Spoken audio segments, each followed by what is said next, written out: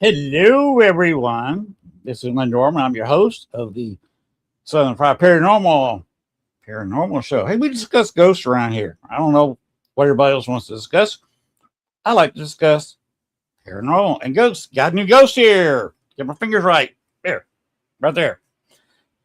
If you got any suggestions, this is a female ghost. She has a pink ribbon in her hair, so I'm not going to call it Bob.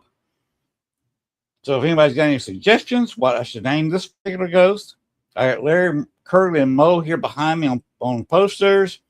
Then I got Booths over there, the big white guy over this shoulder.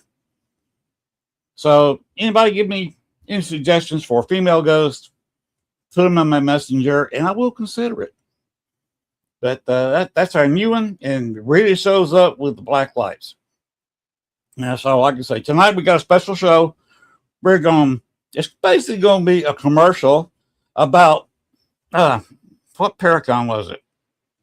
Hello, Sean. What Paracon was it? I forgot. Some little doodad come from nothing Paracon down in a place called New Orleans. And if you want to see what all that's about, there's a link already in the comments, in the chat. You can't follow it. There it is. But you can sit there and copy paste it, and it'll tell you all about the Battle of New Orleans. And we're going to take a little trip with Colonel Jackson down the mighty Mississippi. So we're going to get together with tonight's show real quick. Got the boss lady in the room, so we're going to bring her out. Go ahead and put up that picture, Gwen, that you did for us. And here we are. Next week may be a recorded show. I'm not sure. I would like it to be a recorded show because that way I can pack Thursday night and be ready to leave, because I am leaving a few days early. We are going down to Vicksburg. We got a date with an ironclad from the Civil War. And I'll spend a couple nights in Vicksburg. We're headed to start Monday week. For y'all who don't know, that's Georgia Talk. Monday week is not this coming Monday, but the next one. And let my southern accent come through. Anyway, 14 years in Chicago kind of got me talking like this, but normally I talk like this, y'all. Anyway, we are going to be headed down to New Orleans a little bit early and enjoying a few things. And we will be taking a cruise on a riverboat, probably the Thursday before the Paracon. And we'll be taking the riverboat down to the battlefield, where we will spend at least an hour on a tour of the battlefield. Maybe next year I'll get somebody that's a ghost hunter down there with me early, so we can take a shuttle to the battlefield and we can stay there all day and maybe crank up a few Echo Vox sessions in the middle of a battlefield, where about 2,000 British soldiers killed or wounded. It's bound to be a hot spot. I've never heard of anybody actually investigating that, but you know me, they let me in the battlefield with a backpack. I'm going to be cranking up some stuff. I may keep it to myself, but I'll be cranking up stuff, and I'll record it for y'all. Anyway, let's get started with the show before Lee fires my little butt. Go ahead and let's open the door on this show, please, producer.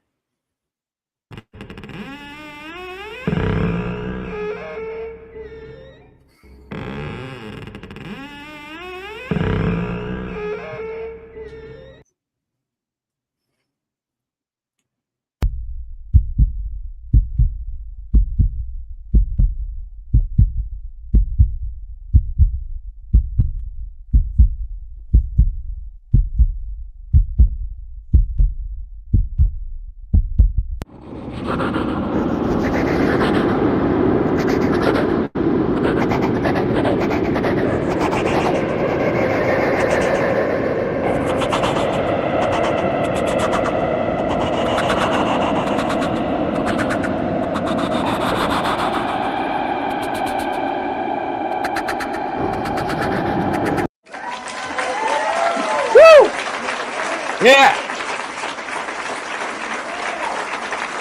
There's our fall. Thank you very much.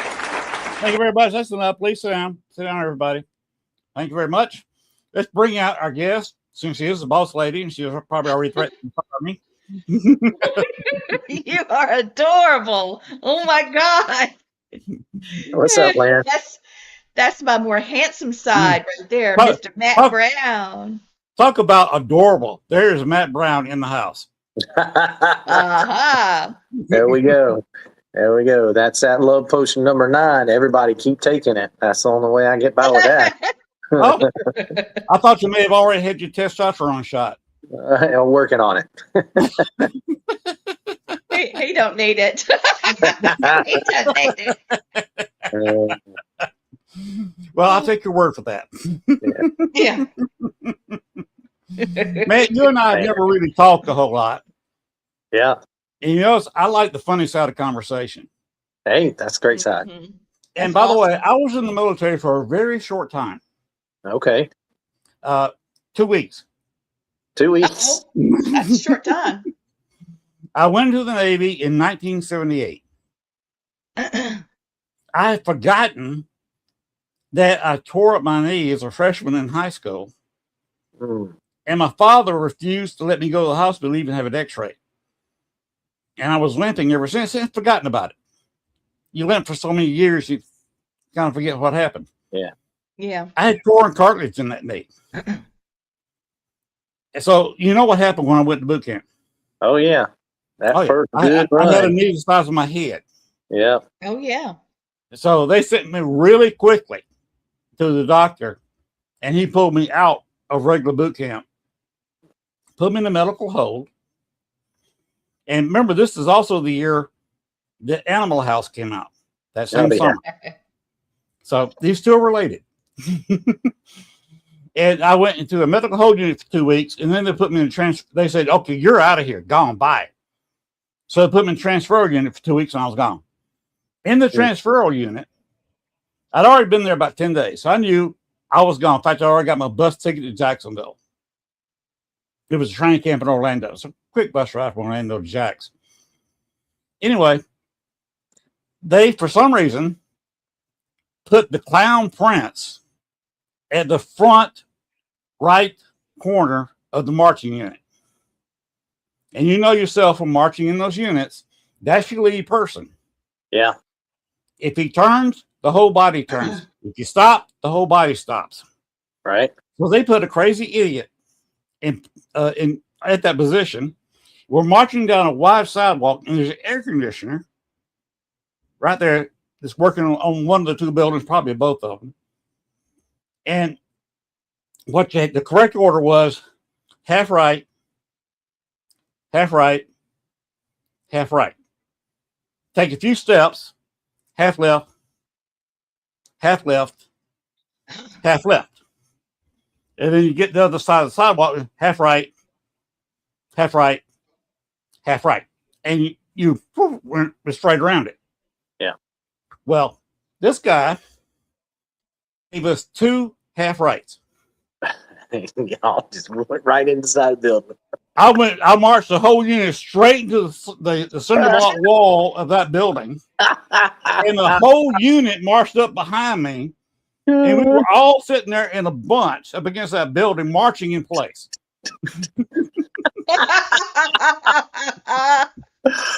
Oh, Lord. Oh, my Lord. To have been a fly on the wall. Just how about just a captain looking out the window watching this happen, being like, "Oh Lord, can you imagine?" We were between two buildings, so there's probably people doing that. There were officers walking down that were doubled over. Oh Lord. And we finally got it straightened up, and nobody could march straight because everybody was just dying laughing.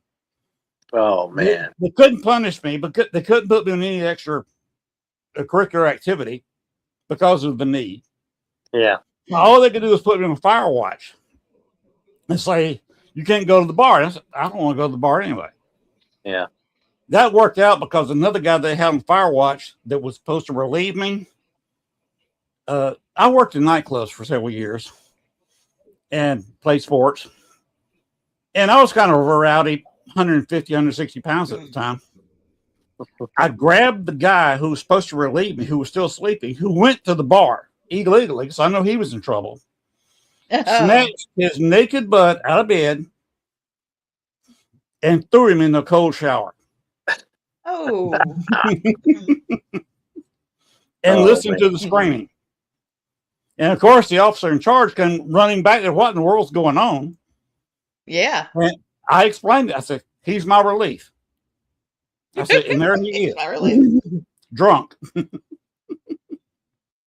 So that was my best time in the military. Yeah. Whew, that's a good one. I like that one. Can't you remember that? Yeah. Yeah. Right into the wall. Right into the wall. Just like they did in Animal House. If Yeah. you remember that movie, the guy got in there, stole the baton from the band leader, and did a hard left. It marched the Walking band into right an to alley. the alley. And rather than turn around, they just all just marched in there and just bunched up and marched in place. And Yeah. we did the same thing. That's great. That's me in a nutshell. It's so bad. It's so bad. That's good stuff right there. It was Man. a good time. Yeah. So I did basic training at this in Fort Knox, and there were barracks that were in the movie Stripes. You remember the movie Stripes? Oh, yes. Bill Murray. Bill Murray. Yeah. So the barracks that were in that movie were in there, and there was a couple of scenes that were in there, and so me, I'm reenacting some of that while we're in those barracks. And some of the people knew what it was, and some of the people didn't. But I guess the drill sergeants had heard enough of that, so to write that situation, we ended up having to put a guy over my shoulder and go up and down the stairs and up and down the stairs until I finally Oh, no. couldn't take it no more. Luckily, I was at the bottom when I finally said, "You got to get out. I can't do this anymore." But yeah, that was an interesting time. I was actually at Fort Knox. I was living in a trailer park. Yes, I was at once trailer park trash for about 3 years. Yeah. Can't tell, can you? But one of the neighbors, and his friend was a E6 supply officer. And he had to go to Fort Knox, and he wanted somebody to keep him awake. Yeah. So he put me in the car, and off we went. Everything paid for by the military. Well, wait a minute. We're going to get a free breakfast and a free lunch? Okay, I'm in. Right. There you go. So we went to Fort Knox, where he had to go to attend to some business. I begged him, because we went right in front of where the gold is kept. Yeah. I begged him that let's go to a hardware store, get gold paint, and about 10 or 12 bricks. And then real quick, like when nobody's looking, put the bricks on the ground, and then slowly put the gold brick back in the truck we were in. Oh, wow. That would have been something. Yeah. Oh, man. He wouldn't do Pick it. them up like they're heavy and walk them over to the. Yeah. Yeah. He said, we're going to get busted. But I thought it'd be hilarious. You'd still be on Fort Knox if that had happened. Yeah, both of us probably there. would be. Yeah. By the way, did you ever go to Fort Benning? Yes. I'm from Columbus, Georgia, originally, born and raised. Okay. This is right next door to Fort Benning. Right. I used to DJ the enlisted and the officers club. At Oh, Fort nice. Benning. That's cool. That's cool. And when I went to Troy University back in the 90s, they had their auxiliary at Fort Benning. So yeah, I attended college for three years and 1 quarter in Building 4 Okay. in Fort Benning. Nice. So I've talked to a lot of GIs before. I had friends. I've got drunk with them, got in fights with them. I broke up fights between them. Had to pin one guy to the wall. He was bound and determined to fight another GI. And I didn't want to see them get arrested fresh out of boot camp by the Columbus Police Department. Yeah. Yeah. That's no So good. I had to hold him up against the wall until the guy got in the cab and was gone. Yeah. He said, Yeah. I know where he's going. I said, well, you go catch him at Fort Benning. Let's not deal with the Columbus Police Department, please. Yeah. You don't want that. No. You know what Best, you end the up. best thing to do when you got soldiers that want to fight is go get 2 beers, Mhm. crack the tops on them, and say, all right, go at it. And just stand there with your hands out holding those beers. They're going to get tired. They're going to turn around. They're going to reach back for them, and they're going to be all right Mhm. once they get done. Just let them get it out of their system. I would have done that, except we were right at the front door of a bar, and they had already threatened to call the cops on the 2 of them. Yeah. Yeah. They were fighting over a stripper, of course. Oh, Oh, yeah. They must have been privates looking for somebody to marry. Whew. Yeah, Gosh, exactly. can't tell you how many times we've dealt with that. I've seen E3s and E4s out of Fort Benning all day long chasing strippers wanting to get married, and strippers chasing them. Yeah. Yeah. Because it's the ones that are dumb enough to go after. I got They hadn't been around long enough to learn anything. Mm-hmm. I was at a bar just down from where I lived, and a girl I knew that was in the military. She was E6 too. She was in the deployable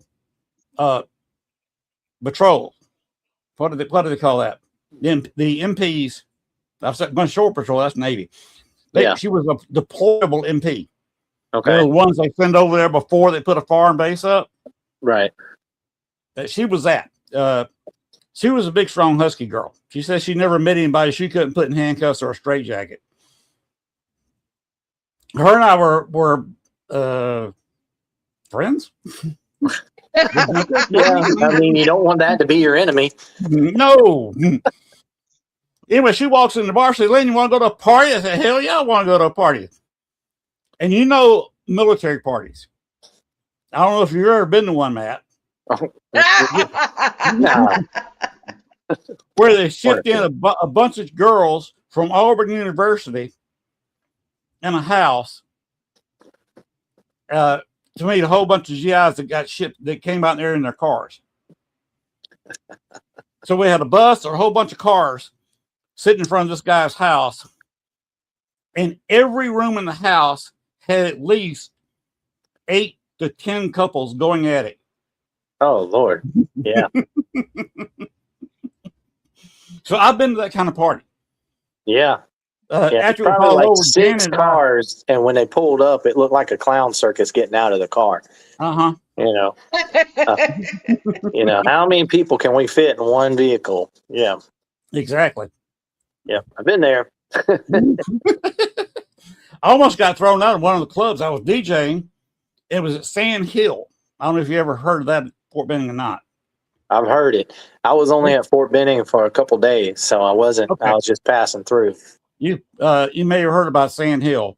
I've heard about Sand Hill. The old club back in the very early 80s. Yeah. Back the old World War II building. Mm-hmm. The road was just crap all the way to it. I was DJing, and it was a enlisted guys club where the boot camp would let them go in there and have a few drinks if they done well, if they won a competition or whatever. Right. But nobody was coming but one person. She was an E3. Huh. She got bored sitting out there by herself. So next thing I know, she's in the DJ booth. Well, not just in the DJ booth, she's in the DJ chair. Or should I say the DJ lap? Oh. And the club manager walks out. Mm. So he walks out, looks at me. So I would tell you, you can just go home, but I think you just need to go get a hotel room or something. And walk back. So then, of course, I got off and we took off. He's been a bad boy, Matt. Hey, He's been almost as bad as you. hey, we earn our gray hairs. Yes. Yes. I earned every bit of this. Yeah, right. You I don't see love as it, many Len. of You look mine because I keep them amazing. cut down, but I've earned every bit. You know. Well, wait till you hit 70 years old. You'll get some. Yeah. And maybe yours will be as long as mine. Yeah, maybe I by hope so. When I retire When from I the met Army, him. I'm letting my hair grow out. Yes. When I And this met is what him, it he looked had like. hair down his back, Yep. all the way down his back. So yeah, he'll have it long again, riding a motorcycle. Yep. At least he doesn't have hair all the way down his back, and he's still got the same haircut he's got now. Yeah. Right. No, it was. Yeah. He had it braided. Yep. Had a goatee. Yeah. Yeah, kind of like I do. Yep. You Yeah. guys are going to have a blast in New Orleans. Oh man, yes. I am so looking forward to that. This is gonna be It's so been much on fun. it's been on a list of mine to go there and be a part of that. And, so much history. We've got a lot of friends that are there. We've got a friend that does haunted honey. After Katrina came through and all the beehives got flooded out and flooded away, they were looking for a place to go.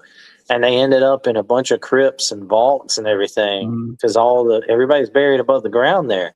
Right. And so his job, he was one of the only people that's certified to actually be legally go in those crypts and remove those beehives.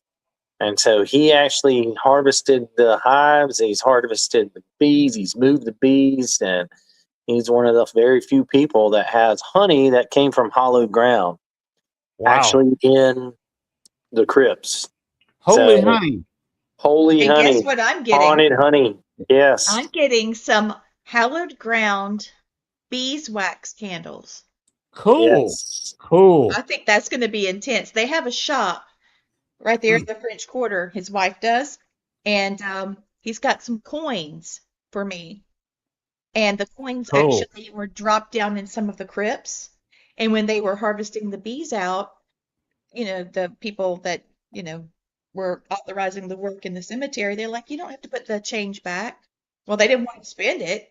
So they got it all, in a jar. And so I'm going to have some. And we're Very going to do cool. some investigations. Yeah. Haunted pennies. Yeah. Very Talk about a cool. trigger item. Yes, big time. Yeah. Of course, well, what Matt and I were just talking about, anybody who's never been down in New Orleans, I will tell you that if you're anywhere around there, the French Quarter is the highest place in New Orleans, Yes. outside of artificially built up stuff. It's still below sea level.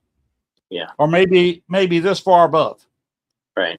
So basically, you get a 2-year-old with a plastic shovel, pick it on the ground, and they're going to find water.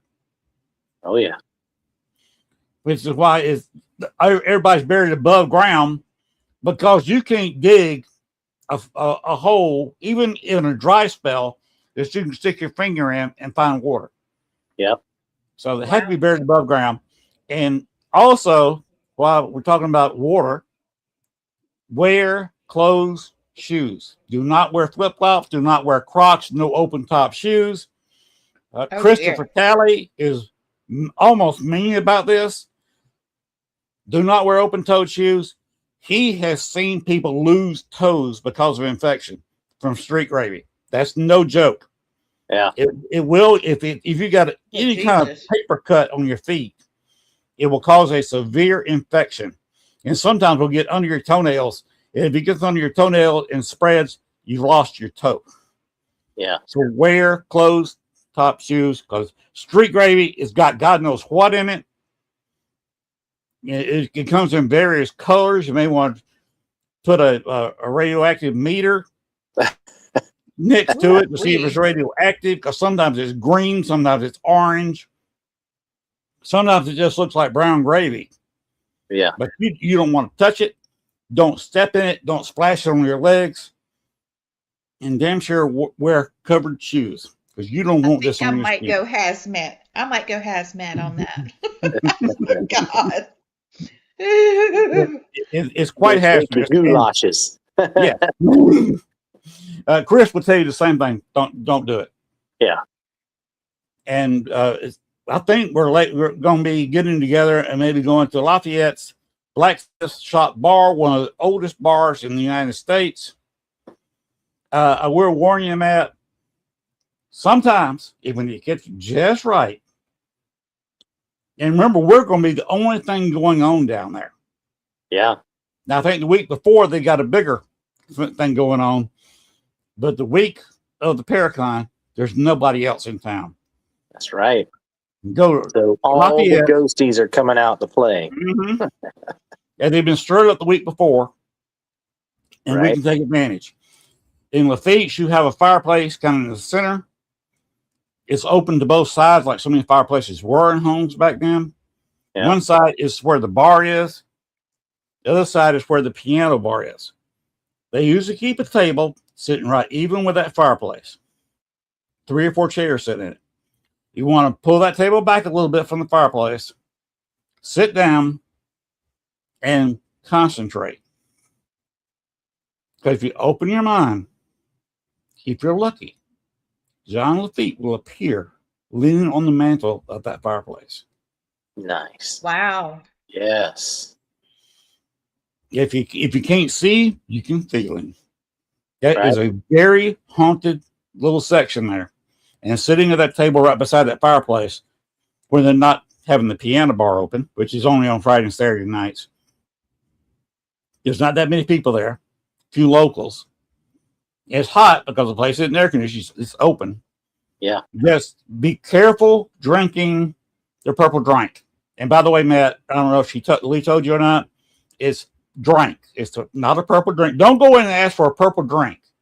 Yeah. It's a It's drink. It's a drink. It's a drink. Yeah. I get And they got it in what looks like an old 7-Eleven icy machine. it. Yeah. And about the same color as the grape. And when they get it out, turn the machine on and fill your cup up, it looks like grape icy. But the ice and the liquid is mostly rum. So It's a very frou-frou strong drink with a hell of a kick then, huh? Oh, yeah. Yeah. The kick- Mule kicking kick- frou-frou drink. You're like a Oh, very strong Lord. mule. And I wonder- I've seen people drink 2 of them and try to walk out, especially on a warmer day. And it's not pretty. I wonder if we offer a gift to old John Lafitte, if maybe he'll show up and he'll conversate with us or let us see him. Possibility. Possibility. I got a couple things in mind. Gwen, what are you doing that night? Maybe we can offer up Gwen to old John Oh, Lafitte. heck. Lord almighty. Y'all get off my bestie. Man, baby, I'm taking care of you. Don't you worry. Oh, my Lord. Yeah, You'd be dancing we'll- around the room like a person in church who's gotten possessed. There you go. Oh, we the got you. Spirit's We upon got us. you. We got a fellow we want you to meet while we're down there. Oh, Lappy. I've got So- something to show you guys. I'm getting Uh-oh. to it. Matt was talking about the bee guys, and Craig had sent me some interesting stuff. I want you to get an idea of how unique this product is. And for ghosties like us, this could really be an interesting product. Here's the logo, Bee Guys LLC, and there's the phone number. They're in New Orleans, okay? And here's how they're harvesting the bees out of the tombs. Wow. And people will slip change down in the cracks and stuff. So that's what I was talking about, the haunted coins. Look at that one. Wow. Yeah. So it's protecting the bees, preserving the history of these crypts. And, it's just part of the storms and the evolution of what happens there. I mean, it's actually a smart idea on the bees' part. If you don't want to get blown away, get in the stones, Right. like that down in the cracks. But they've been very busy over the years. They've been busy as bees, right? Busy as bees, busy bees. Well, it kind of works on what I've been saying in me promoting the Paracon is I'm saying be there. Yeah. I could use 2 weeks. Yeah, Just be there. Be there. just be there. Be there or be square. Yeah. Yeah. And I've been throwing that picture I showed up right at the first of the show. By the way, Matt, Gwen made that picture using the AI. I love it. She's Yeah. good. She does a good job. Gail loved it. Ow, ow, ow, ow, ow. We got it Uh-oh. on shirts. You got it on your shirt. Look at there. Mhm. And We're gonna have so much fun. I mean, do you see? this is the first time Lee has no clue what I'm about to put up here. So Matt, bear with me a second, because Lee has not seen this. Gwen Uh-oh. has not seen this. Uh-oh. Oh, look Oh, at I there. love it. I love it. You see the logo, Yeah. and on the Yes, back, I love it. Oh, how nice. Nice. Oh, how nice. so I got 3 of these, and when we're doing what we're going to be doing at the Paracon, I was going to let Gwen wear one, and I've got one. There you Nice. go. That's Very nice. good. Cool. Very nice. Yeah. I'm A little bit of going to give you advertising for some the of network. this. And this right here, I'm going to give you some haunted honey. Big guys. Hallowed honey. How Mhm. how would that work? Haunted hallowed honey. Just say it 10 Hallowed times honey. fast. Honey that's hallowed and haunted. No, I don't know. No. It's just crazy. Holy honey. Holy honey. Yeah, we'll go Yeah. with that one. Uh, Holy moly, honey. y'all are too young to remember this, but there was a Batman TV series back in the 60s that was kind of campy. Yeah. Yeah. You know, We Robin remember. would always say, holy whatever Batman, Yeah. Holy smokes, whatever Batman. whatever they're dealing with. Yeah. So it sounds like Holy something he'd say. penguin. Holy penguin, Batman. Something like that. I remember it. Holy butterscotch catapult, whatever it is. Yeah, yeah, Crazy. yeah. But that's just one of the drinks. We want to get down there sometime. Yes. We He knows are. that I'm diabetic though. So he was telling me maybe I ought to not do the purple drink and just maybe get a martini or something and play it safe. Yeah. They do serve other drinks. They'll probably give you a couple of good rum shots. That'll Right. work. That'll work. The links I put in there are the song with a very nice animation on the Battle of 1812. Oh, yeah. They actually, the War of 1814. They actually occurred in 1814. Yep. Well, actually, the battle occurred. They were 1814. They went down to New Orleans. Yeah. Actually, the battle was in January of 15. Yeah. Weeks after they took a signed little treaty trip down the Mhm. mighty Mississippi. down mighty Mississippi. That Yeah. was one time we had a major battle Mhm. and the most decisive American victory over the British after the treaty had been signed. Yeah. Yeah. And the Americans practically destroyed a couple of British units that 6 weeks later defeated Napoleon at Waterloo. Right. Yeah. So these were Yeah. crack units. They licked their wounds and went home. So, yeah, we took on the mightiest military on the planet at the time. And, yeah.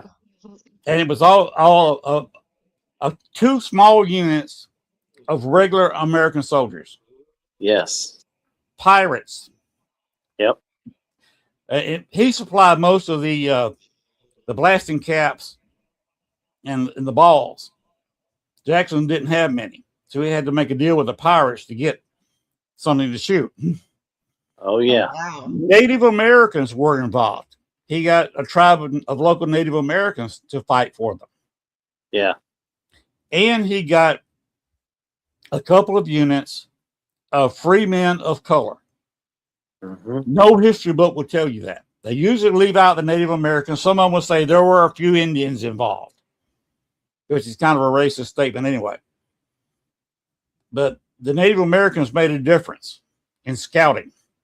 Yes. He said, who can go out there and measure me 200 yards? So they picked a couple of Native Americans. Andrew sent them out. They knew how to measure 200 yards, and they sent a signal up. I think it shot an arrow in the air, flaming arrow or something, to mark that. And I got the guys with the squirrel guns to where they're going to shoot. Yep. So they marked it with their eyes, And when the British soldiers hit that 200-yard mark, that's when the squirrel guns opened up. Not the regular militia, Yes. but just the guys with their own private squirrel guns that shot further than the army guns. Right. Harder and longer to load, but they shot further. And the people with the squirrel guns just opened up. They fired their guns, but they kept it coming. But it wasn't as many as it was a while ago. Right. There must have been 100 of them beating on the drums, and they cut down. And we fought dirty. Oh yeah. Like we fought smart. We fought smart. Any kind of officer braid shooting. Right. If he's got stripes, he's enlisted as a NCO, shooting. Yes. If he's carrying a standard, shooting. Mm-hmm. Hello, Drew. Yeah. Now, I forgot to say hello to Jeff Talpan. I had in my ranks at one point in time a soldier whose great grandfather was one of the privateers that was shadowing the fleet and reporting back to where the fleet was and where they were going to be and when they were going to make landfall. And then he also brought powder in, and his boat could run faster and shallower, so he could get away from the British ships and get upriver and make deliveries. So, well, you got to remember, you said the key word, sailing.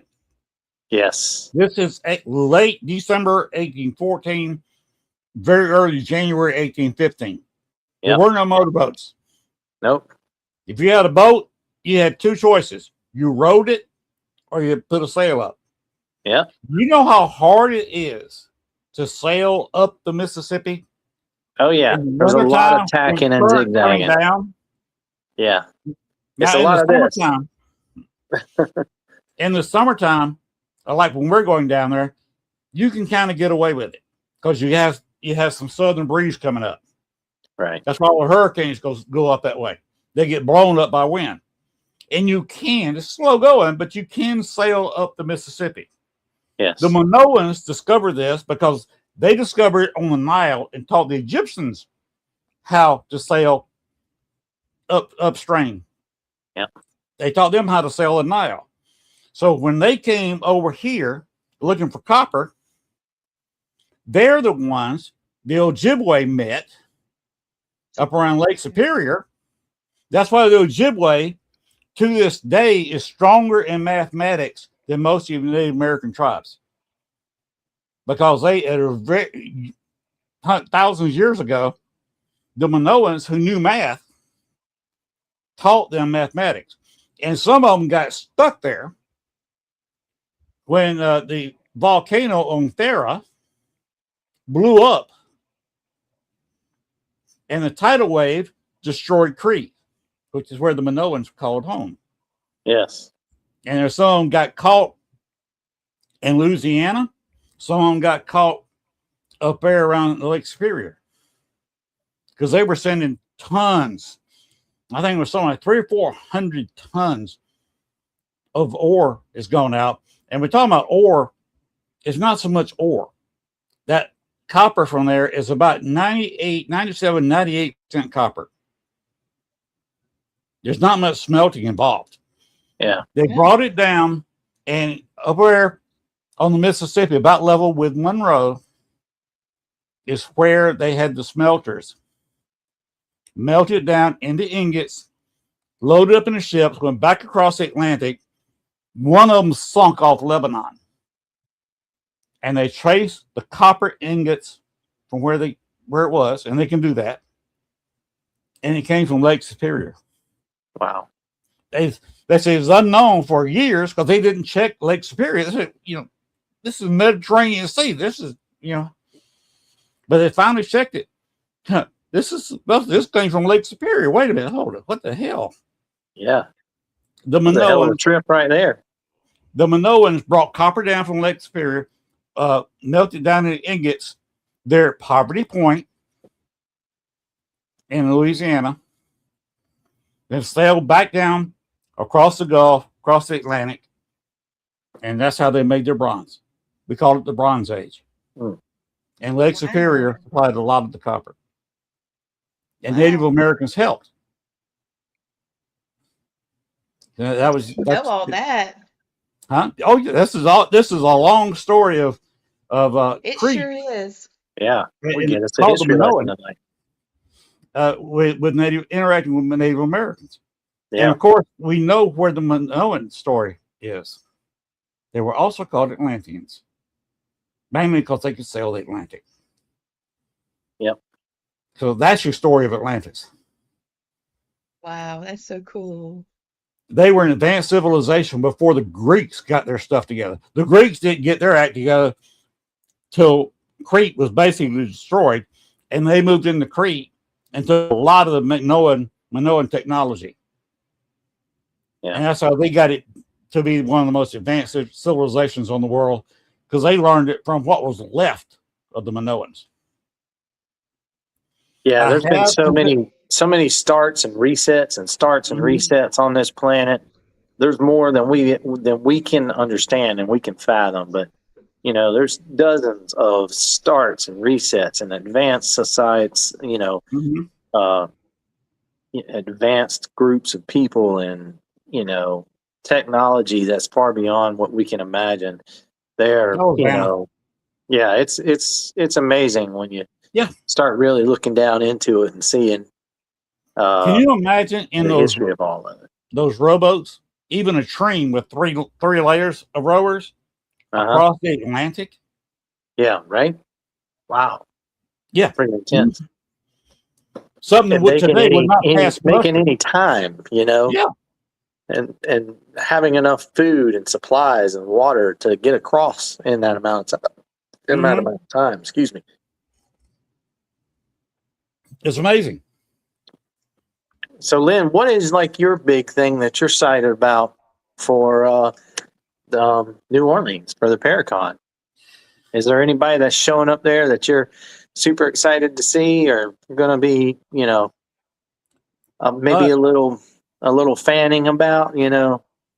Well, I'm ready to meet some there is. vampires. And you're married to her. Oh, yeah, there you go.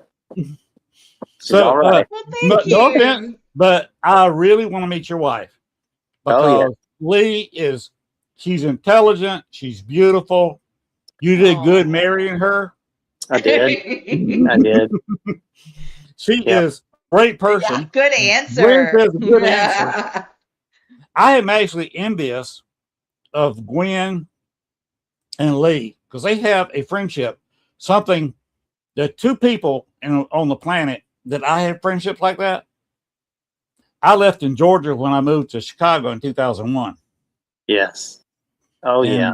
They're so, those by two the are way, like, yesterday made 25 years that I left Georgia. oh And now both of those friends are dead. no.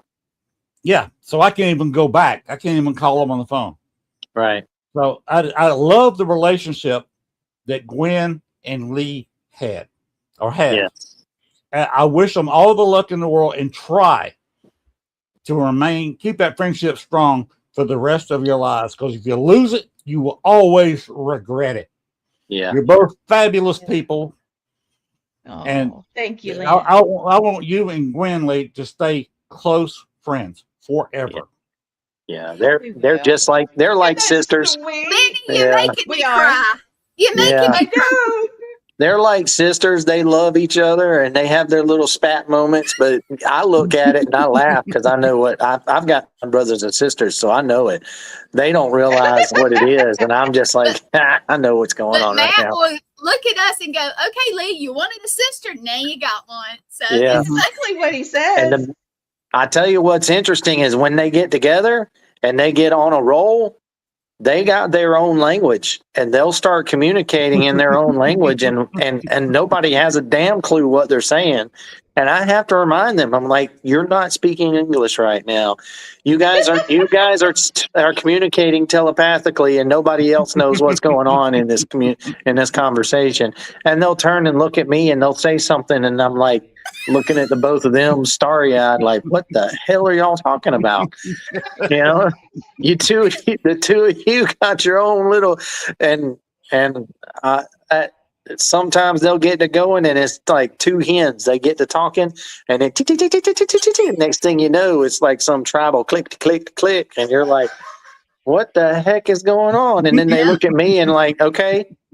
And I'm like, well, wait, I was supposed to understand that? Yes, you are. Yeah, they're a mess. They're a Well, mess. I gotta say one thing about Matt, which Matt will never say, but Matt is like, I don't know, when it's me and Lee, it's wonderful. We click, we talk, but when Matt is with us, it's like we're complete because things go better, they go smoother. We don't have to. I don't know how to explain it, you guys, but if you ever see us together doing something, you'll understand. It just goes like clockwork. It just does. Yeah. It does. And I will say we this, don't really to talk Lee, a lot. I'm very honored to be on Lee's network. Yes. Oh, thank you, Len. We're thrilled to have you. Yes. We So are thrilled to have you. I'll be here till either I kick a bucket or y'all kick me out like an old bucket. You're Well, guys, adorable. can I pull up something now? I will tell you, I've been working with Len, getting some of the locals down in New Orleans to come on. Yes, I Papa Czar really last appreciate week. it. Yeah, Yes. Papa Czar last week. We're in talks with another local. I'm not going to say her name just in case she doesn't get to. But the good big news is the Thursday before the Paracon, Voodoo Authentica folks. I can't name them all because I can't remember them all. But there's a group of people Unique that names too. work there.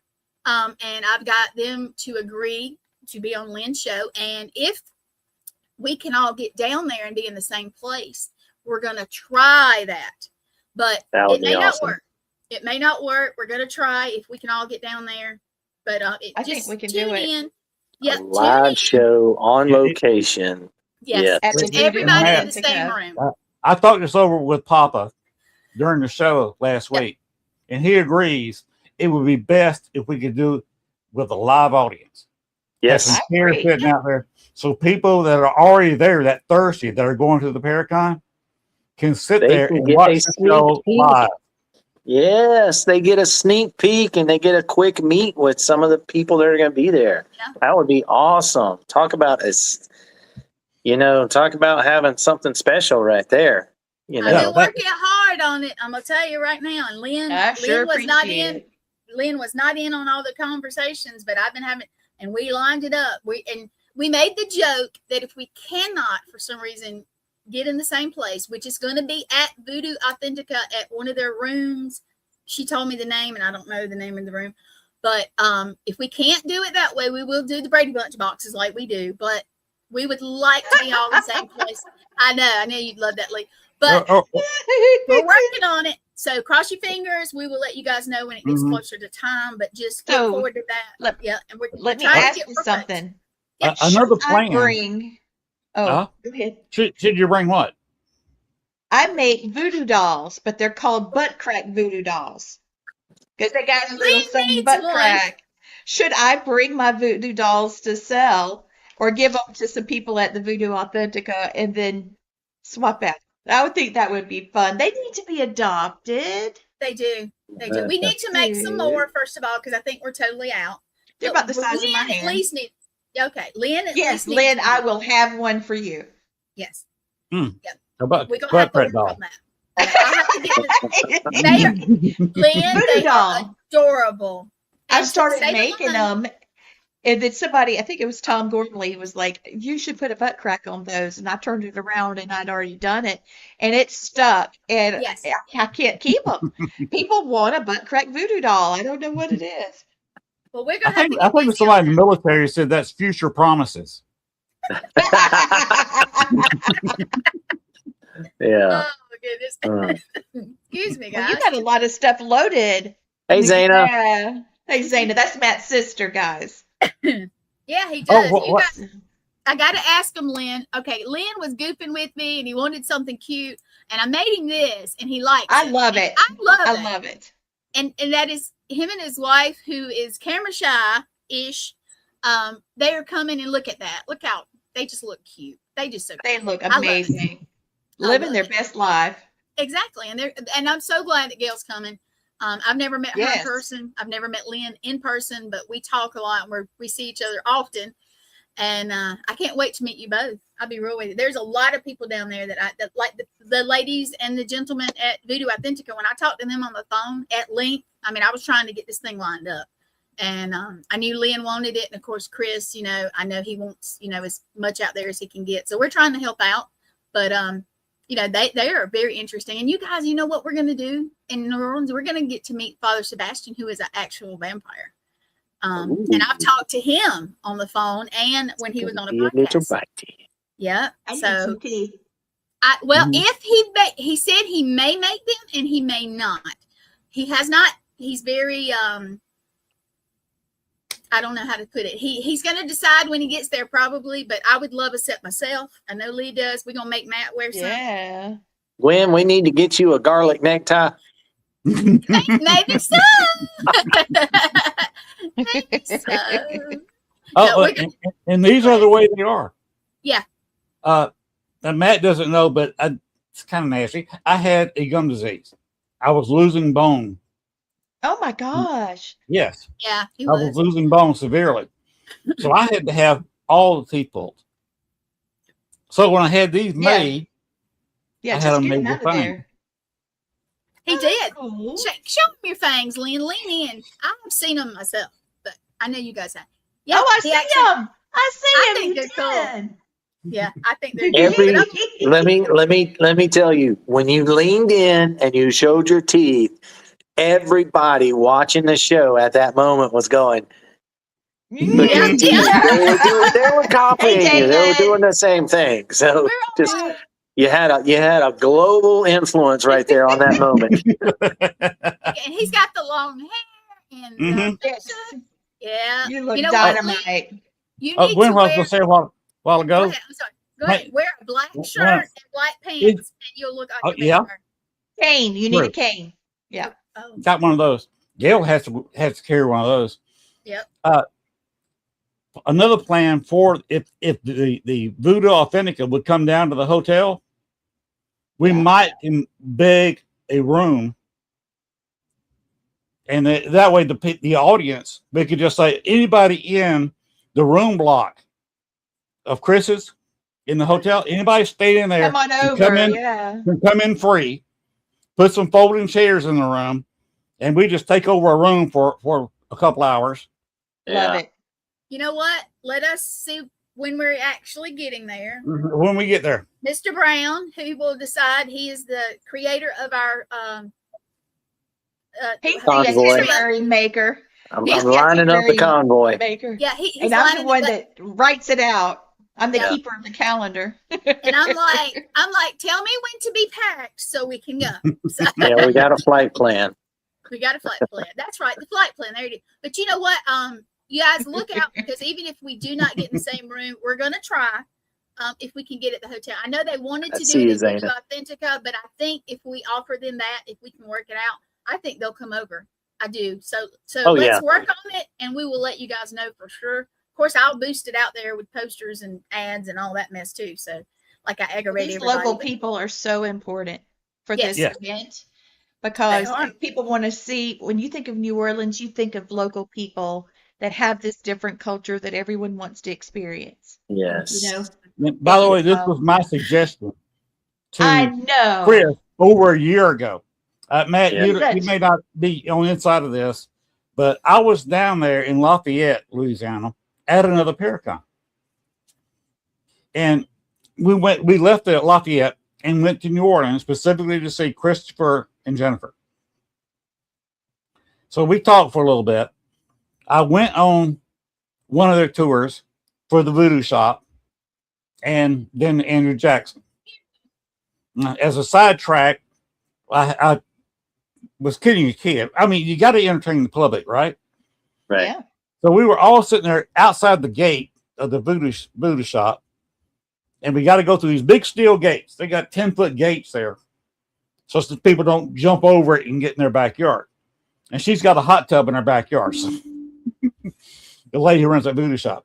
No photos in that between the Voodoo Shop and the slave house. Now you can all inside do whatever you want to. Out back, do whatever you want to. Just don't swear at the ghost. That's a dangerous place. That's a dark place. Matt, you will, if you walk back there with Lee, you will realize real quick how dark that place is. Oh yeah. But anyway, I said, Chris, before we go in there, do me a favor. She said, what's that? I pointed to a kid about 14. I said, he is the first one through the gate. And his eyes got really big. And later, when we got up to Andrew Jackson, he was put in the closet where they communicate with the spirits. And he walked up to Chris after his 10, 15 minutes in the closet and said, called him Mr. Tally. Of course, Chris liked that part. Oh, yeah. Yeah, I said, hey, Chris. And he said, Mr. Tally? He said, have you ever heard of a ghost named Toby? And he said, no, I've never communicated with the Toby here. And he said, well, I kept hearing the voice over the ghost box say, Toby, I'm Toby. And I said, oh, wait a minute. Y'all are not involved in this conversation. That's mine. Huh? That's a friend of mine that died several years ago. Oh, wow. One of your spirit guides.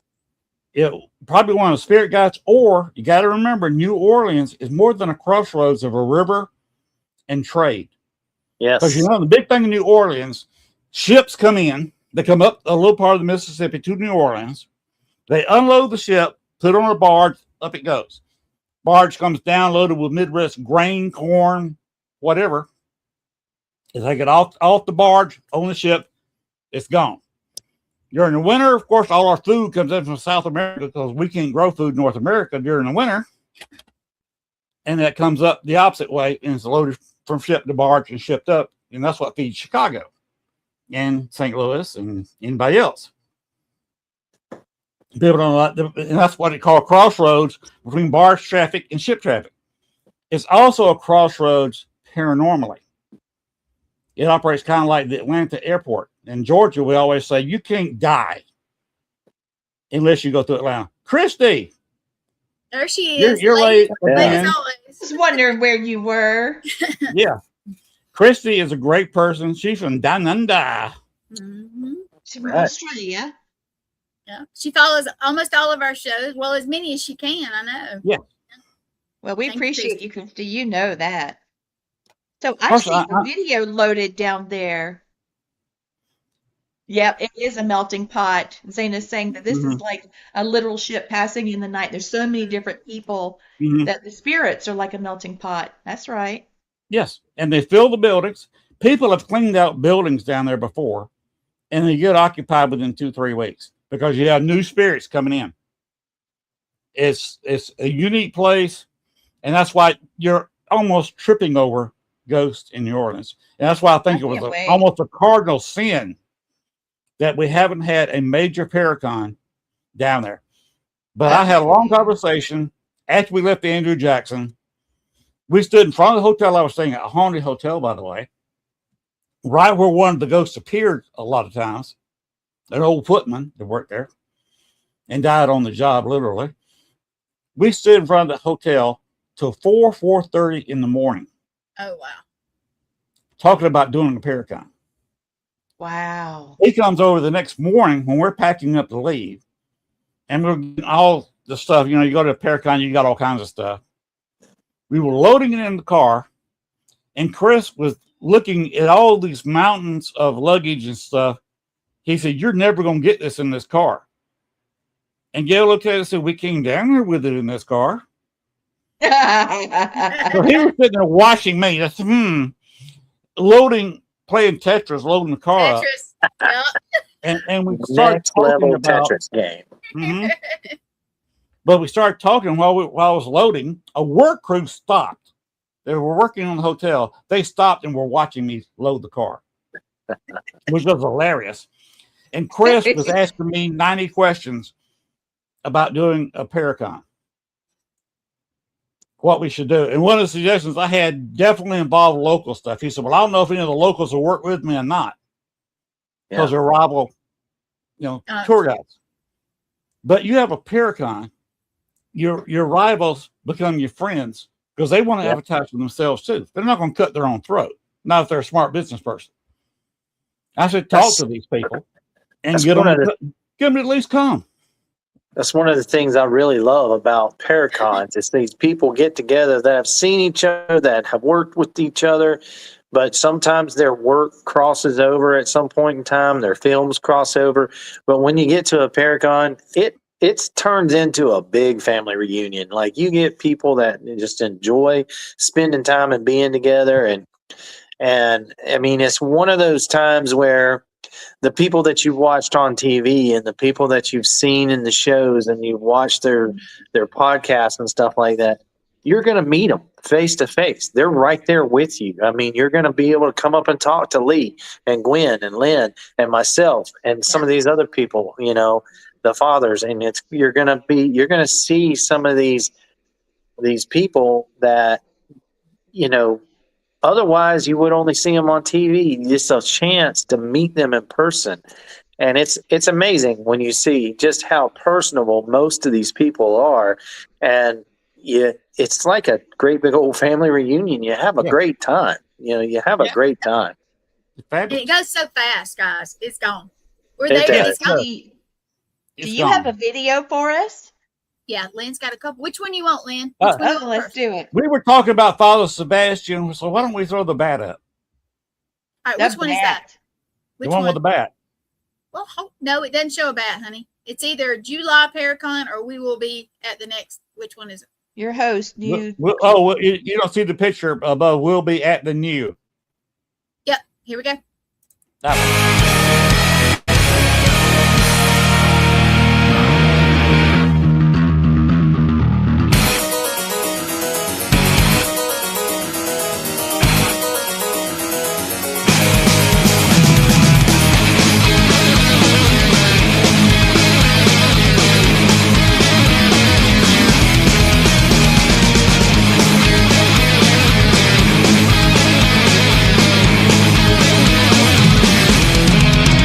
RP Bang got closed out for the week. They're all for this for the long week. 招かさる感情は真空の逆流に私は酔いしれた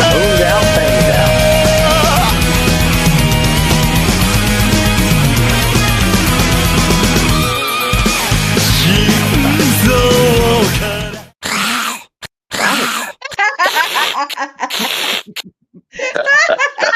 I love that part. I love it. Oh my God. Great. I put that little video together at on Canva. I love it.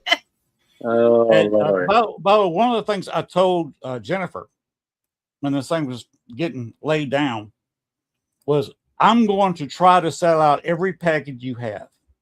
Yeah. By promoting it on Facebook. Yep. So I'm gonna bend over backwards trying to sell everything you got.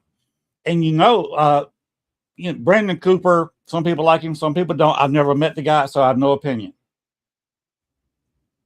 But they had him leading an investigation into the cemetery where they load you up on a bus. That's now on Friday and Saturday night. Oh, They had to get another bus for another night. Yes. Because that sold out. So now they're getting another night lined up, and that is selling out. All the vendor tables are sold out. Yeah, Another vendor can't get a table. That's Yes.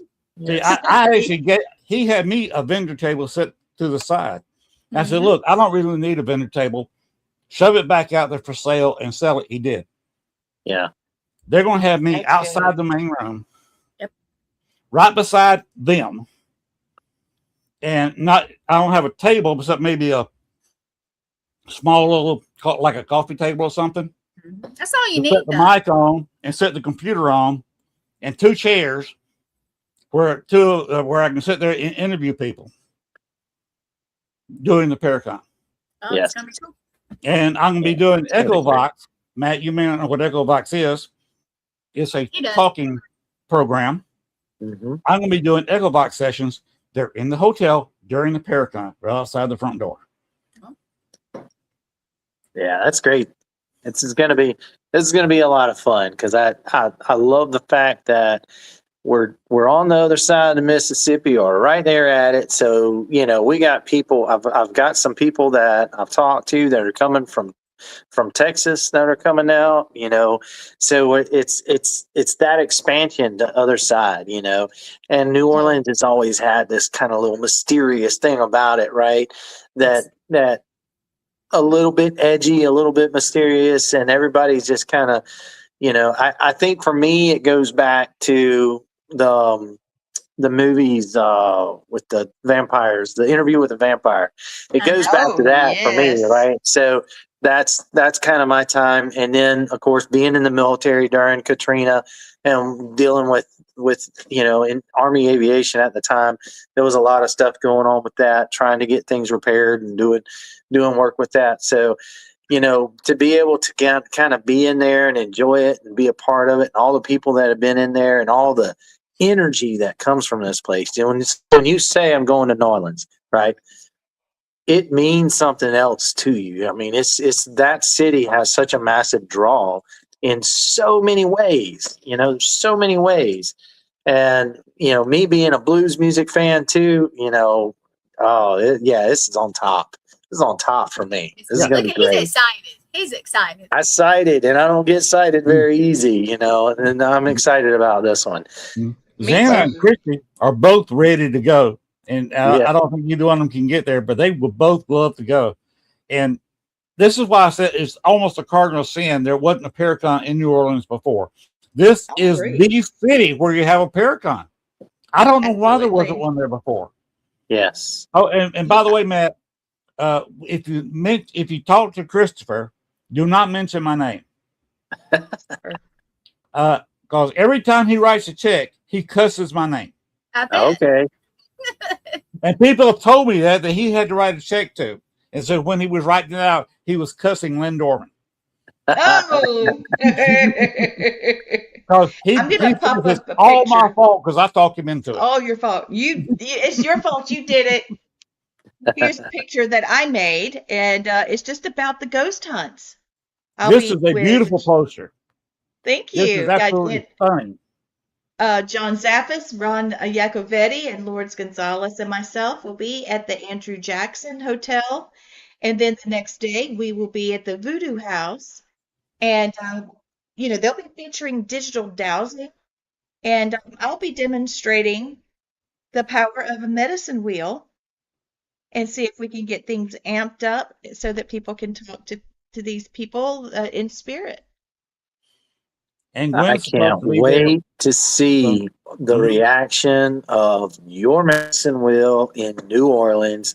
Holy cow. That's going to be intense. Yeah. That's going to be intense. Especially when Gwen opens up with internet and I'm sitting there with my camera phone and I'm right there in front of the wheel, right there in front of Lee. Yes. I've got another camera. Over All Access Network TV. Yes. That's what we need. Yes. If you can get there, this is a great place to go. This is going to be one of those bucket list Paracons that you really need to be a part of, and you need to get there.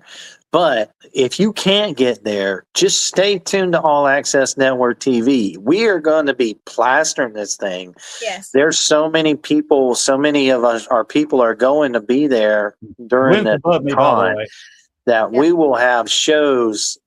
There will be, almost on the hour, there's going to be something going on. You're going to be able to stay in touch and be a part of it. Christy, if you're on the other side of the planet and you can't make it, then we got you covered. You're going to be able to be a part of it, right? So it's as good as being there, but if you can get there, get there. It's going to be great. Did you hear how they're going to open it? No. He doesn't know. I haven't told him. Voodoo Authentica, who will be my guest when we're doing the show in NOLA, are going to be having an opening ceremony, an opening voodoo ceremony before they open the doors. Wow. So if you got a table inside, you might want to come to the front door and take a look at this. Yeah. Them doing an official voodoo opening. Right. And I would love I've already gotten permission to be recording them. So people will actually see a voodoo opening to the Paracon on All Access Network TV. Wow. That's going to be great. It's going to be great. This is what I plan for Gwen and I to do is going to blow everybody away. Yeah, Yes. it's gonna be really fun, guys. Don't miss it. Don't miss it. And you can always, you know what? If you do miss something, you can always go back because we're gonna be live so much. I mean, we're gonna have to take breaks, of course, but we're gonna be live, and everybody will be live on their own Facebooks and stuff too, and taking pictures and posting them. It's gonna be cool. It's gonna be very cool. You see Christy's reaction. Yeah. Yeah, I missed some comments, guys. I'm sorry. I was in the conversation. Jeez. There we go. Oh, you come into our houses. I see how it is. Let's go. Oh, Come yeah. on. That's it. Come on. And thank you. Christy does. She Thank you, supports us Christy. so much. We do. We Go really on appreciate YouTube it. and subscribe too. Thank you. Yeah, that would be great. We a lot of people like Facebook more, but if you could go to YouTube and at least subscribe, that Yeah, would just help us get our numbers up. Yeah, that's that really would be very helpful. cool. It would. Christy, Do you we'll do find a more fold-out videos couch for for us? you somewhere. And Xana, I think we're blowing her away with what we're planning because no other convention does this. No. No. Chris is giving us carte blanche. He loves Lee.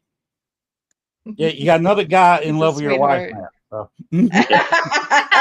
I know. Of course, There's a big list. It's okay. That's why you always see beautiful me woman. in between the guy and Lee because I'm like, don't even think it. Nope. Chris got a gorgeous wife. Jennifer's my girl. Jennifer's gorgeous. She's fun to be Yes. with.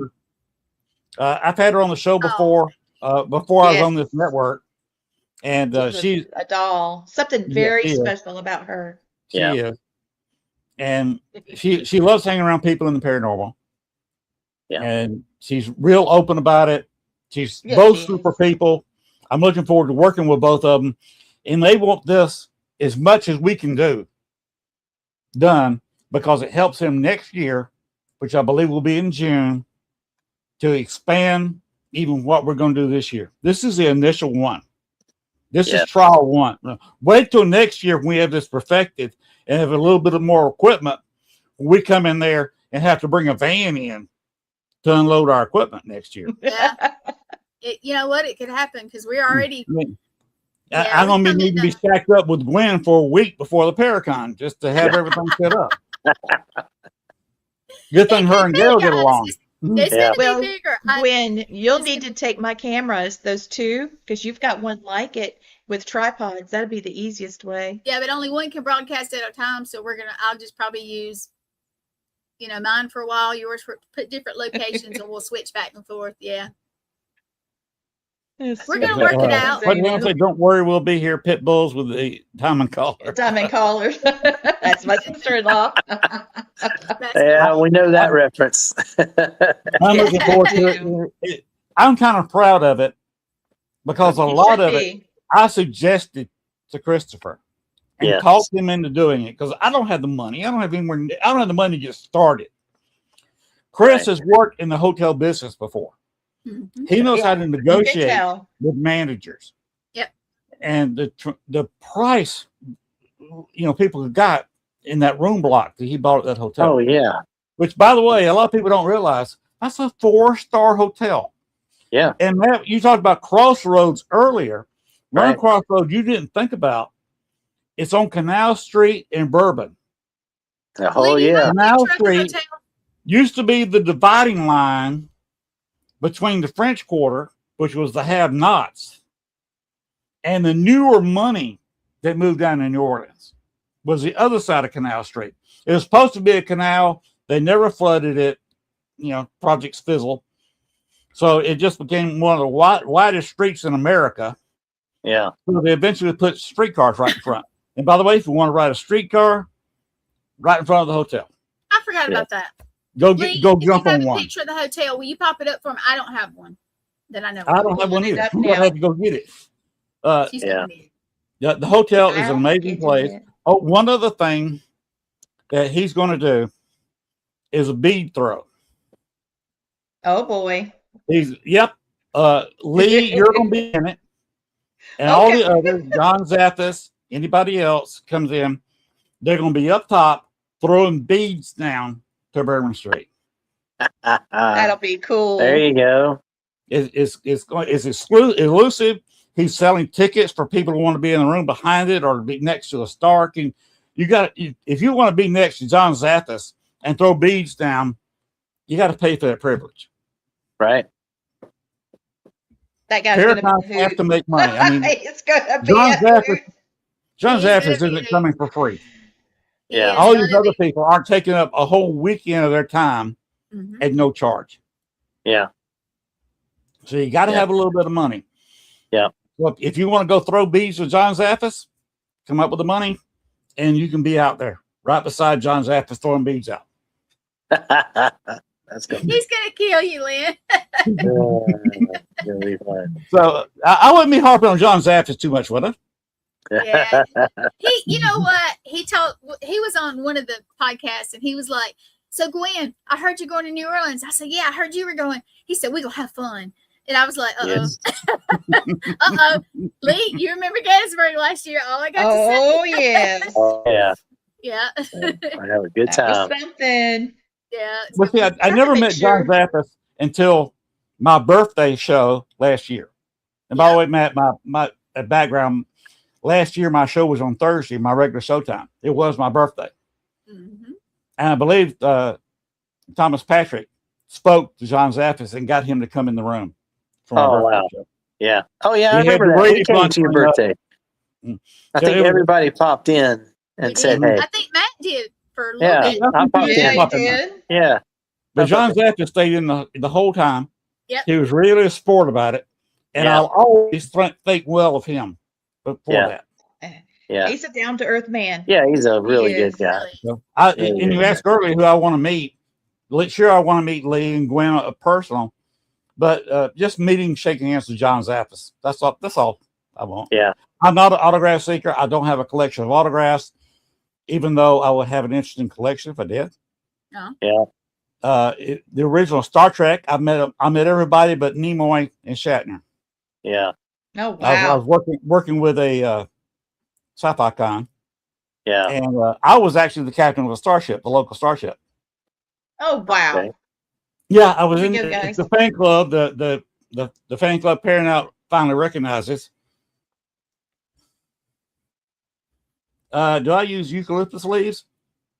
Only when do. I do get sunburned. Gotcha. I use eucalyptus leaves. The slave chain of protection around New Orleans. No, I haven't. Well, you know, they had the square where the slaves were used to. They gave them Sunday off. They used to go in there Oh, and that's beat right. drums and dance around in the square.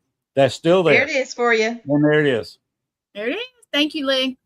Yeah, and you see that they're going to be right there on those balconies throwing beads out. That's going to be fun. And It's I'm on- gonna be it- standing at the bottom with my purple drink next to Lynn, and we're gonna be catching beads. So there it is. Now, Lee, Well- that doesn't mean you can take a slingshot and you can beam people with the beads. I know what was going through your head, but Dang it, you know me too well. That actually happened to me a few years ago. One of the strippers decided she'd get a crush on me. And I didn't realize where I was going. I was just walking down Bourbon Street, and I was in front of the bar that I was in the night before. Okay. All of a sudden, I get hit in the head. Fortunately, I was wearing this hat. there you go. There you go. Cock, There you go. slightly Looking below one eye. sharp. There you go. Yeah. He hit me in the head with one, and then hit me in the shoulder with another. And it was a stripper Oh. that I talked to the night before. Oh, and Matt, to be warned, you've heard the Champagne Room, right? Yeah. Most of the strip Yeah. club in New Orleans are an old house. All old houses had a courtyard. That's how they kept cool. Uh-huh. Those strippers, instead of taking you to the Champagne Room, take you to the Champagne Courtyard. Ah. So yeah. Out in And the open. management doesn't care what goes on back there. Oh, okay. Oh. All right. So you might want to grab Matt real quick if he's in a strip club and you see his hand being grabbed and dragged over He to a won't door. be. He won't be. No. When I you went meet in my there. engine wife, you'll understand why I ain't walking in a strip club. If I Yeah. do, she's with me, and I promise you, when we walk in that strip club, they're not going to be cute stripper girls anymore. They're going to be telling Lee all their problems, and it's going to turn Oh into yes. a big old dramatic mess. He's taken me into strip clubs, and that's what happened. Yeah. Show me how you They've do that asked him to move. leave. You know, it's they made him leave. But- Yeah. Yeah. But I got dragged into the courtyard, and I was wearing a stripper and 2 female customers. Oh, Like a cheap Lord, suit. Lynn. With your hat cocked sideways like that? Yes. Uh-huh. Yeah, I can see it. But here's the Yeah. thing, y'all don't With know. a little and drag in your walk when you step. Mhm. Did you have your Little cane? swagger, baby, swagger. I get it. But see, here's the thing. Lynn is Lord. married to an ex-power lifter. Yeah. She's a bad Yeah. mama. Yes, ma'am. Yep, Lynn. And you she's a better be pretty happy. lady too. Yeah. Yep. She's you better going to have to grab hold Power of you. lifter. She'll Uh, put the slam down. Mhm. Gail's Oh, father somebody. was actually in the Air Force. Really? Okay. be that. My Okay. first wife, her father was in the Army, did 3 tours in Vietnam. Oh my God. I've always had a kind of a tough wife. Yeah. and Gail, her step grandfather, was a great big man, and he was one that kept the military life after he retired. Oh. He'd get up I early in don't the morning remember you polishing putting his these up. shoes. They're funny as hell. I got to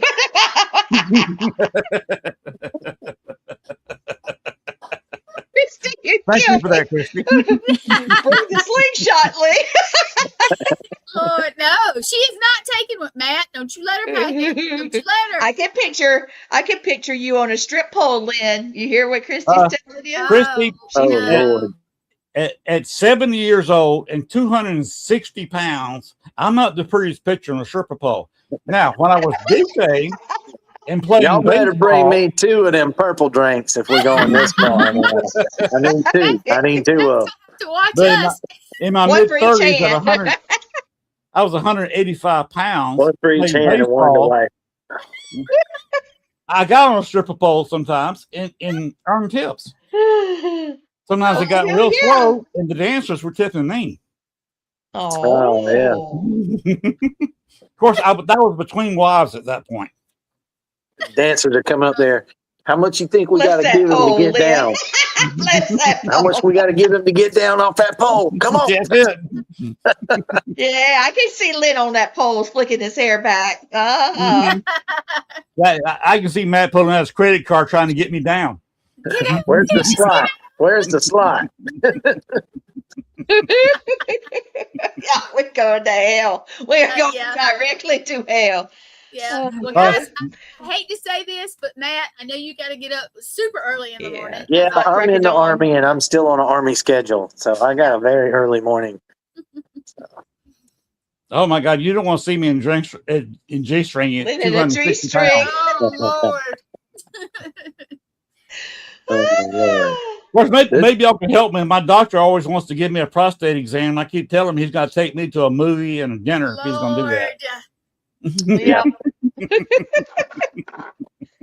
Oh my Lord. Oh my Lord. Lynn, some of my soldiers are coming, and I got the feeling that you're going to fit in real good with us. So, I think so too. I have no problem dealing with the guys. I worked nightclubs in Fort Benning. yeah, I'm used to Yeah. entertaining soldiers.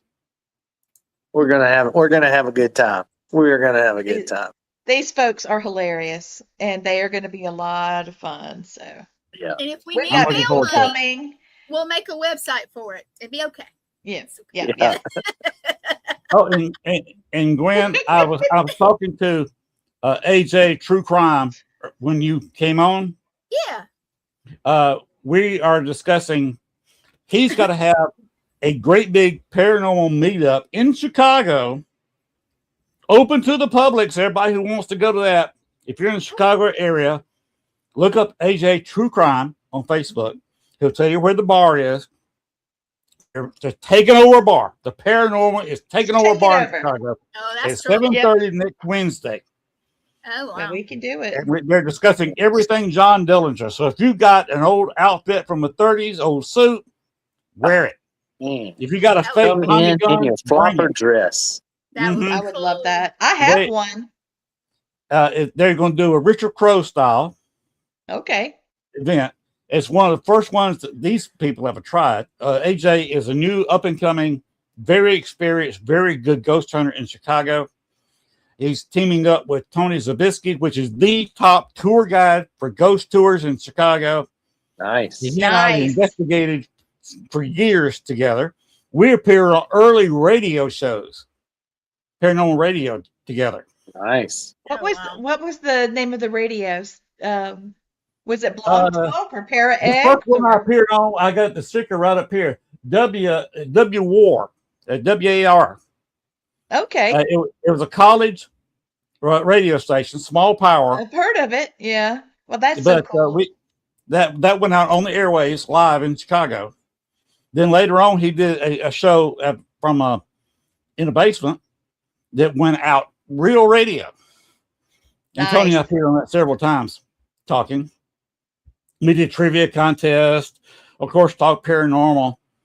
And Tony is very, very well versed in the paranormal.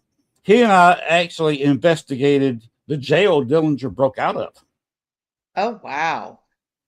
And we were the ones that discovered a tobacco smell, pipe tobacco smell in the jail before anybody else. And we had the rest of the crowd coming up, and we said, okay, be quiet, smell.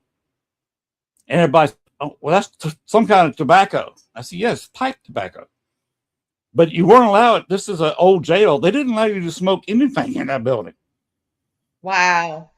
Lynn, And- was Dillinger the one that made the gun out of a bar of soap? This is the jail I'm talking about. The one where he Okay. did that. Yeah. Oh, And wow. stole the sheriff's car.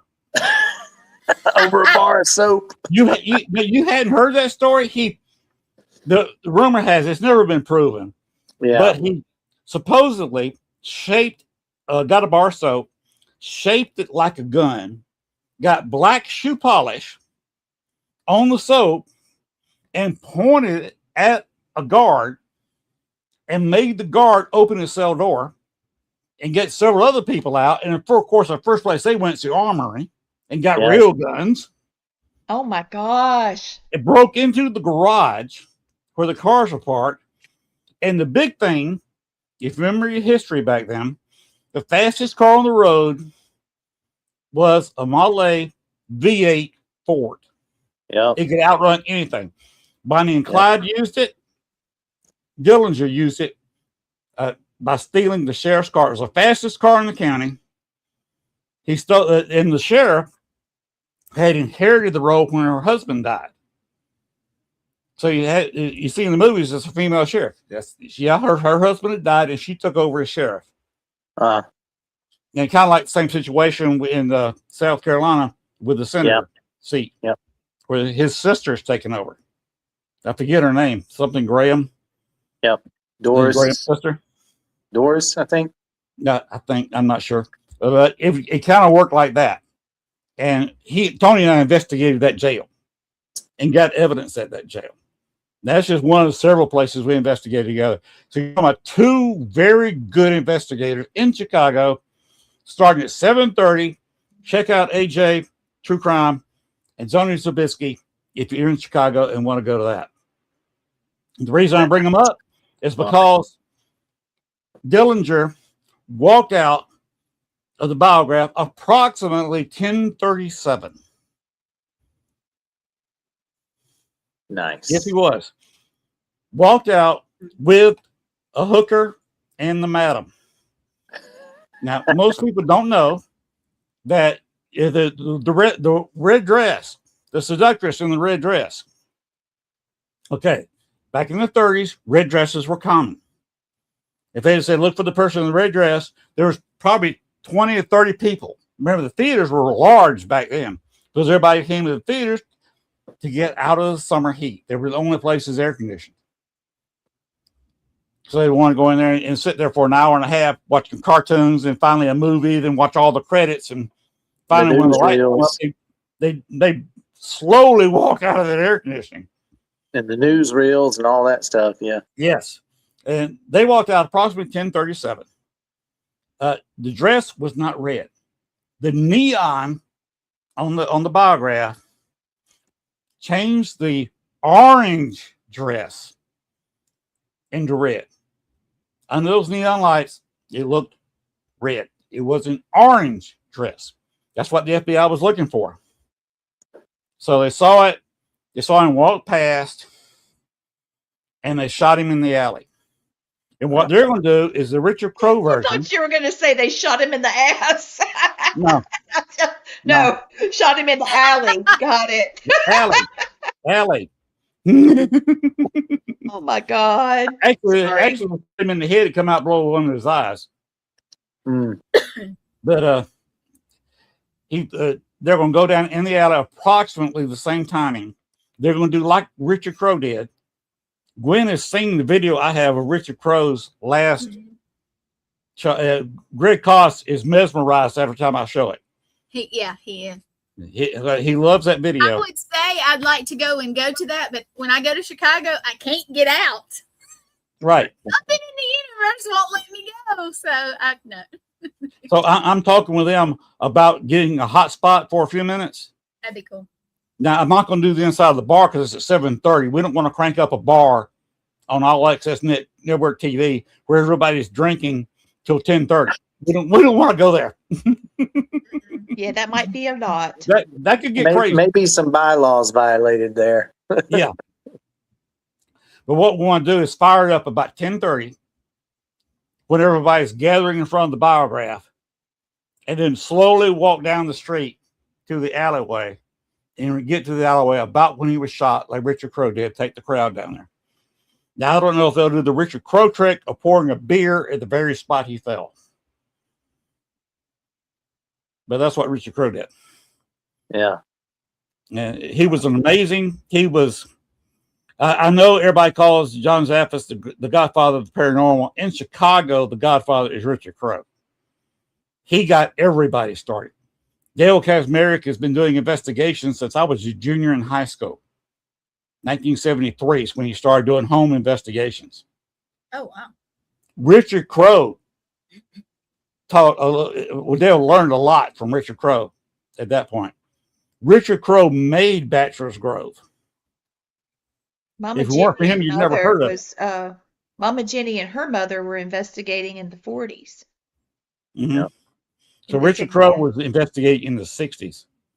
Mm-hmm. Yep. And that was when Mom was a kid, when she was doing that with her family. Guys, I'm gonna have to sign off, guys. I've got to go. Len, it was great being on your show. Thanks for having us. Thank you so much. Really enjoyed it. We love you. I can't wait to see you in New Orleans. Yep. This is gonna be great. So I'll see you guys later. Y'all carry on, and looking forward to seeing you guys in New Orleans. I got more stories you can hear, Matt. All right. I can't wait. I'd be happy to entertain your troops. All right. Thank you. Oh, that's awesome. I See can't you. wait. Yep. As I go out, I'm going to play my New Orleans video, and Gwen, take it off, okay? Good night. All right, guys, have a great one. Good night, guys.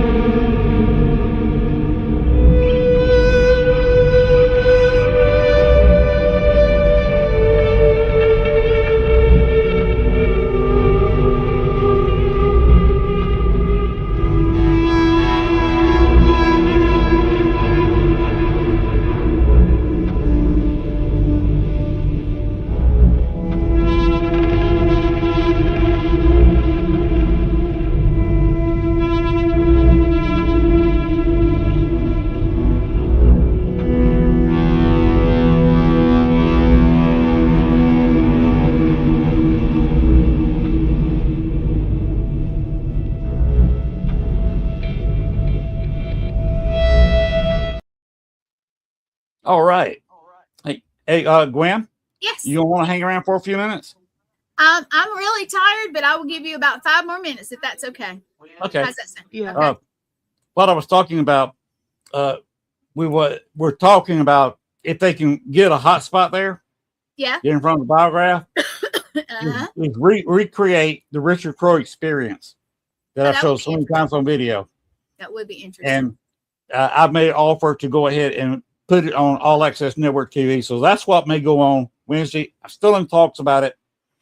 If nothing else, I will want to put out the Richard Crowe video.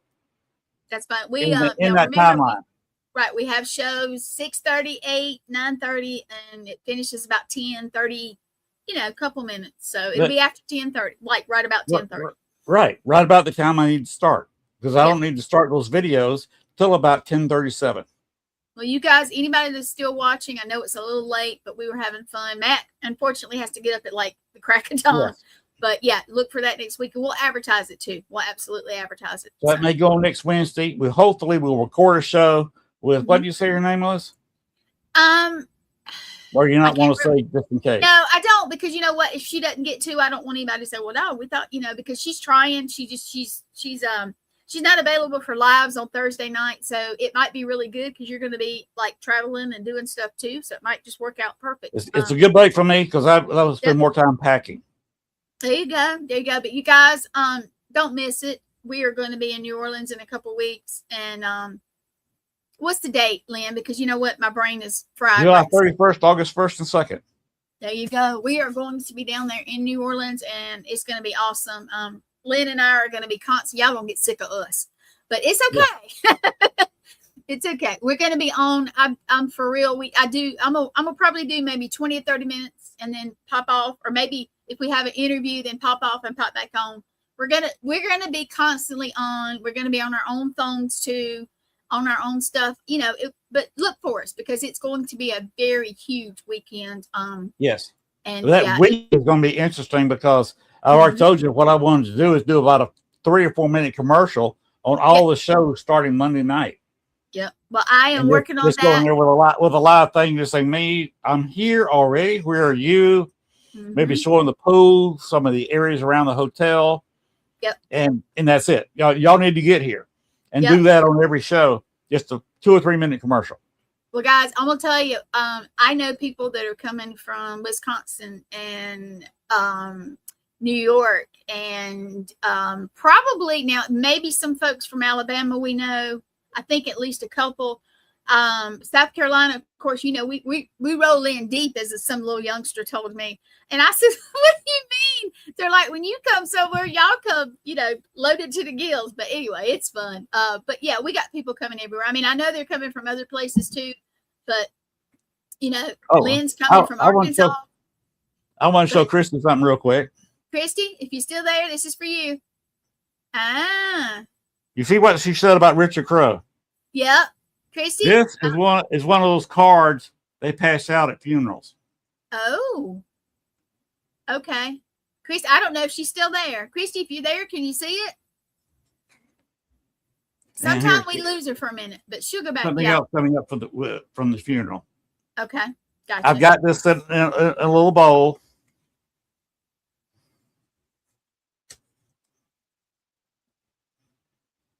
Oh, wow. Interesting. Gabe and I were at his funeral. These are Richard Crowe pins that he handed out on his tours. Oh, I didn't know that. Okay.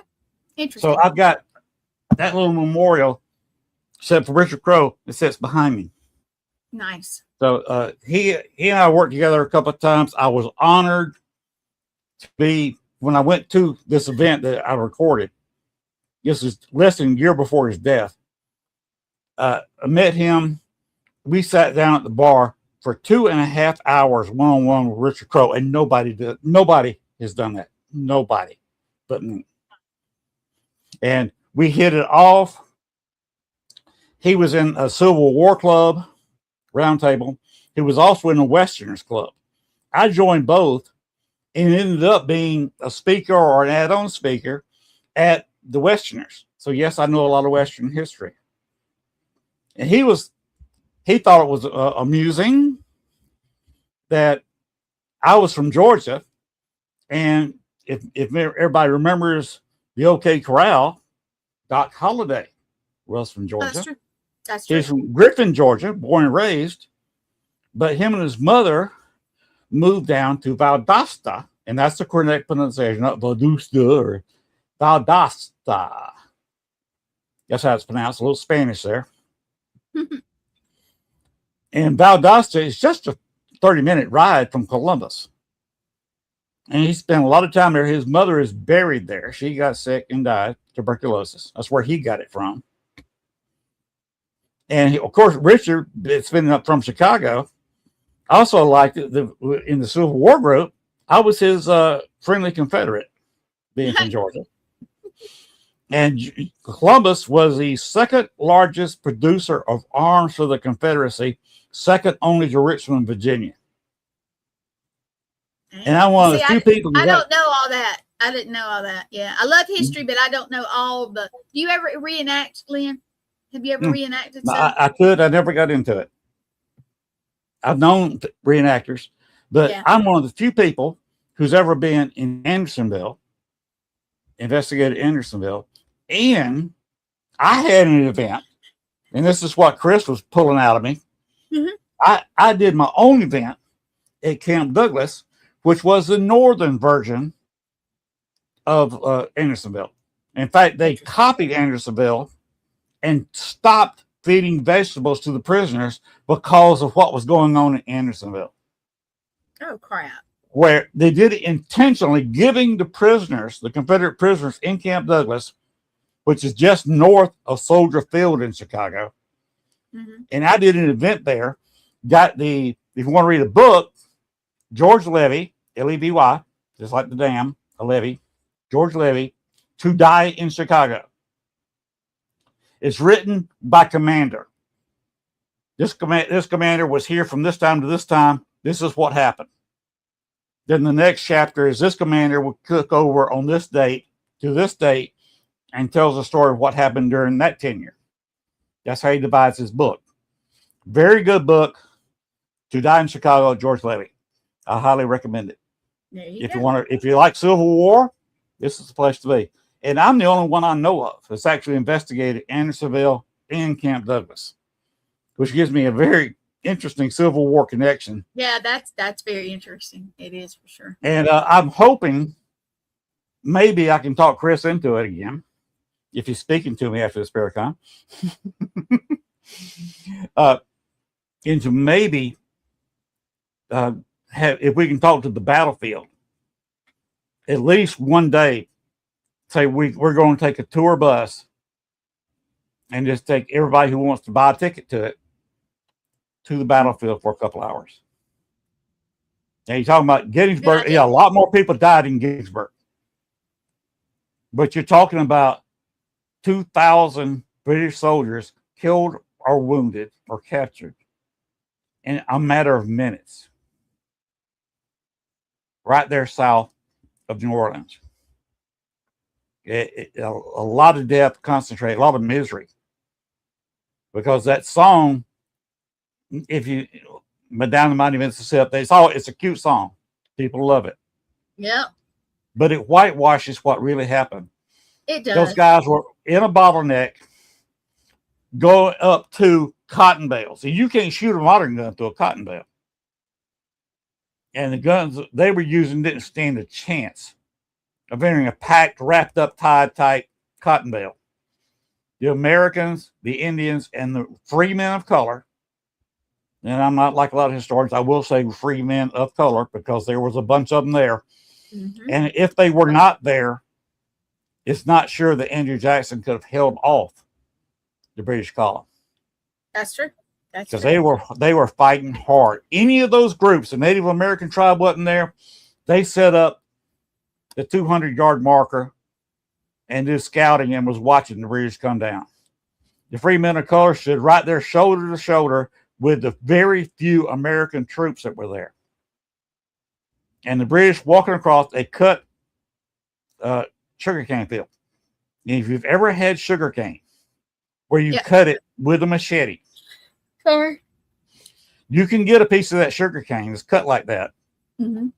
And take a good running start and jab somebody in the gut, it will go all the way through. Yeah, it's tough. We have they call it cane poles that you fish with, but I think it's a little different. But still, those things are very. Cane is kind of solid, maybe just a little hollow stem in it. Sugar cane is about that big, Yep. And it's mostly hollow, and you can eat the inside of it. It's nice. Yeah.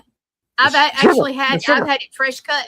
It's interesting, honestly. But the best rum is what they call a second cut. Yep. You cut it off at the ground, but then you cut off the bottom couple of feet, and you cut off the top couple of feet. In this middle cut, what they call the second cut, in the center there, getting the sugar out of that makes the best rum. I'm kind of a connoisseur of rum.